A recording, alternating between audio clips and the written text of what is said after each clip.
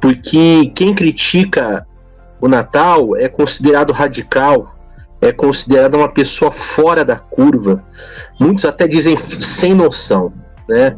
O pastor Misael perguntou se foi feita alguma coisa, se já houve alguma coisa, né, que o Natal tenha produzido, né, de mudança de vida. Eu estava me lembrando, né, que uma vez eu vi um livro, né, chama-se Contos de Natal, do Charles Dickens, que ele conta a história de um velho sovina chamado Ebenezer Scrooge, e esse velho sovina recebe na noite de Natal a visita do Natal passado, Natal presente e Natal futuro. Então ele vai falar que ele vai ter uma grande lição para aprender sobre a importância do espírito natalino.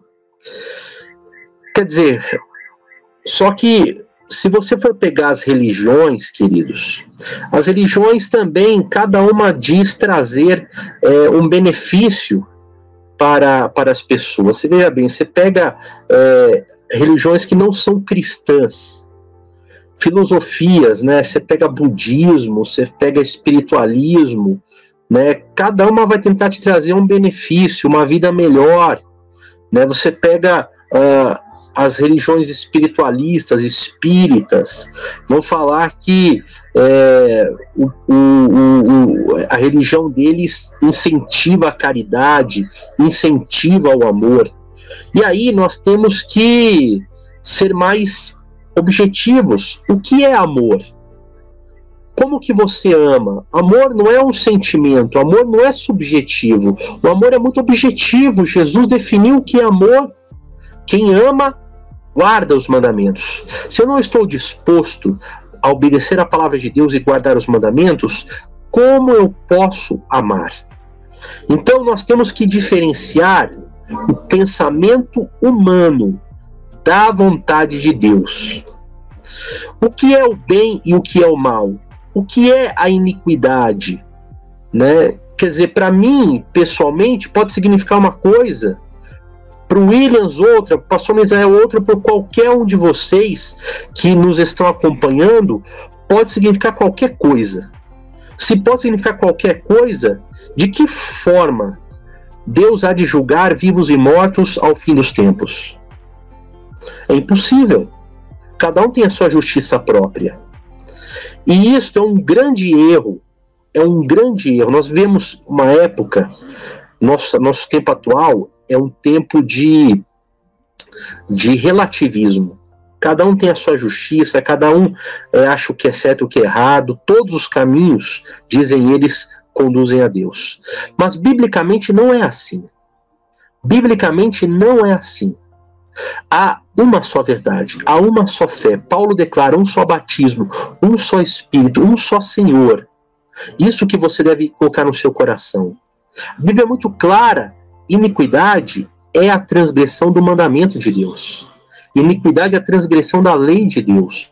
Então não adianta eu usar sentimentos subjetivos.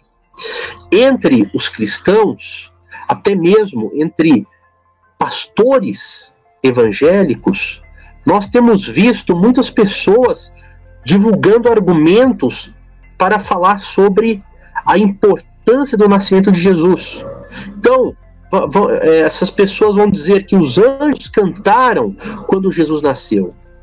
Os pastores foram avisados de que Jesus nasceu.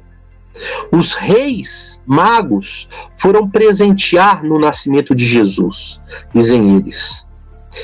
Simão não morreria até Jesus nascer. A profetisa Ana celebrou o nascimento de Jesus. Isaías profetizou sobre o nascimento dele. Miqueias profetizou também sobre o nascimento de Cristo.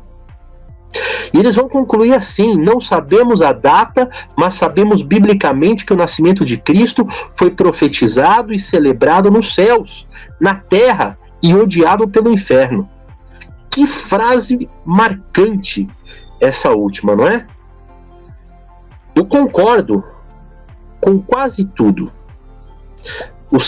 O nascimento de Cristo, ele foi profetizado, ele foi celebrado nos céus, realmente ele foi odiado por Satanás e pelos seus demônios, não pelo inferno em si, né, porque inferno, biblicamente falando, é sepultura, né, a pessoa que escreveu isso aqui não tem conhecimento bíblico, infelizmente, não centrado na Bíblia. E eu concordo com essa exceção, com a exceção, né, dos 3 reis magos que foram presentear no nascimento de Jesus. Também está errado, porque os reis, eles não foram presentear no nascimento, né? Eles era um costume, né, no tempo do Velho Testamento. Você veja bem, você pega o caso de Salomão, por exemplo, rainha de Sabá, ela chega para Salomão, né, chega para visitar Salomão, e ela traz o que com a sua comitiva? Muitos presentes, muitas dádivas para o rei de Israel. Por que ela faz isso? Porque é um costume de reis, chefes de Estado, desde aquela época, ainda continua hoje no Oriente, de presentear. Quando você vai se encontrar com outro rei, para reconhecer a autoridade desse rei, você o presenteia. Então, não é porque Jesus nasceu que deram presente para ele. Eles levaram as suas dádivas ao rei, reconhecendo que ali nascia o rei dos reis.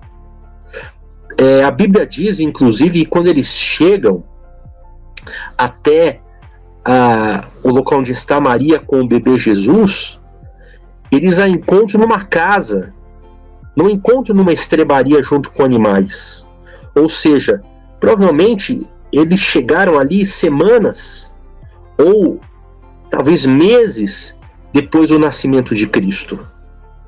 O que acontece é que uma leitura rápida, ela acaba camuflando a verdade e acaba subvertendo o nosso entendimento. Então, mas com exceção desses problemas aqui nesse texto que eu citei para você, eu concordo sobre o nascimento de Jesus. Ele é muito importante, biblicamente ele é citado.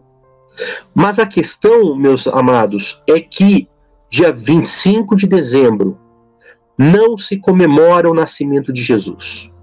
A questão é, no dia 25 de dezembro, Jesus não nasceu. A questão é, como já foi falado, que no dia 25 de dezembro havia uma comemoração muito mais antiga do que o nascimento de Cristo, celebrada há séculos antes do nascimento de Cristo pelos pagãos. Era uma veneração que começa lá entre aqueles que vão levantar a Torre de Babel, que vão erigir depois Babilônia, né, Nimrod, Semíramis, sua esposa, em honra a Tamuz, o filho deles, que é considerado uma reencarnação de Nimrod, e que nos tempos de Cristo era muito forte, era uma celebração muito forte, muito poderosa entre os pagãos. Era celebrado em quase todas as nações essa data. Por quê? Alguns falavam que era uma comemoração, uma honra ao deus Mitra. Outros falavam que era uma comemoração ao Sol. O Sol era considerado um deus e talvez o mais importante dos deuses. Por quê? Porque nessa mesma época, no hemisfério norte, é celebrado o solstício de inverno. Aqui nós temos o verão, a estação quente. Lá nós temos o inverno. Nesta época, é a época em que o dia fica mais curto. Então, naquele momento, é feita uma festa em honra ao sol, para que no ano seguinte eles tivessem abundância de colheitas, abundância e sucesso, reprodução entre os seus animais, entre os seus rebanhos. Então, era uma festa muito popular. Antes eram celebradas as Saturnálias, depois as Brumálias. Então havia festividade em cima de festividade. Tudo era pagão, queridos. Tudo era pagão. Não tem nada de cristão nisto.